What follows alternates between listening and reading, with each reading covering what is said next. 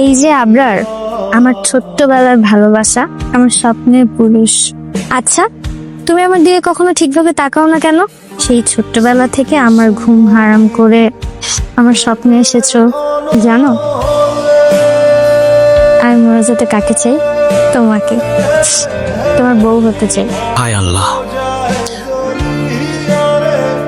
Lily এসব কি বোন আমার?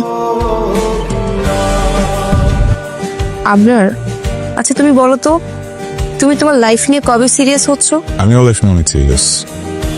আচ্ছা, তুমি একদমই সিরিয়াস না। কিভাবে বুঝাবো আপনাকে যে আমিও লাইফ নিয়ে অনেক বেশি সিরিয়াস? ওটা সময় হলে ঠিকই বুঝে নেব। কিছু কিছু জিনিস না একাই ফুটে ওঠে। আর তুমি তো জানোই যে আবরার একটু অন্যরকম, কিন্তু ওর মনটা কিন্তু অনেক ভালো।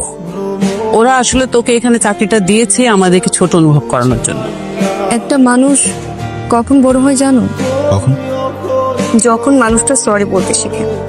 তবে একটা কথা বহু বছর ধরে আমি তোমাকে বলিনি, আজকে বলি। আর কখনো বলবো না। দেখো, স্ত্রীকে সেবা করা সুন্নত আর প্রশংসা করা সুন্নত। তুমি কি চাও না আমি সুন্নত আদায় করি? তোমাদের বাসার তুমি ছাড়া সবাই নামাজ আদায় করে।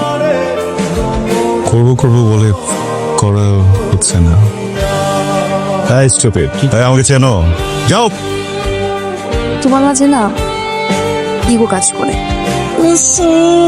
খালাম্মা, মাছ আনছে দেন ভাইয়া। এরাই একমাত্র মানুষ যে চাইলে আবরারকে বদলাতে পারে। আমার কেন জানি মনে হয় একটু বেশি চিন্তা আবরারকে নিয়ে। তো কই ভাবি? কোথায় যাচ্ছিস?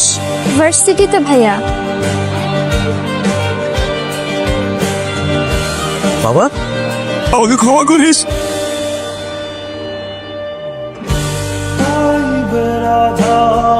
আবরার,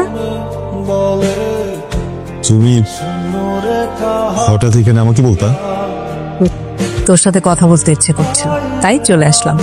তুই নামাজ আদায় করছিলি? দেখেছো তুমি? না, তোর বাবা দেখেছে। আচ্ছা বাবা, সব ঠিকঠাক আছে তো? হ্যাঁ, সব তো ঠিকঠাক আছে। কেন? না, তুই চাইলে আমাকে কিন্তু বলতে পারিস বাবা। বুঝতে পেরেছি। কখনো দেখানি নামাজ পড়তে, হঠাৎ করে দেখে মনে হচ্ছে কি না কি বিপদে পড়লাম, আল্লাহর কাছ থেকে সাহায্য চাচ্ছি, তাই তো? হ্যাঁ, এমন কোনো কিছুই না। হঠাৎ করে মনে হলো যে নামাজ পড়ি, একটু আরাম দরকার, পড়া শুরু করেছি।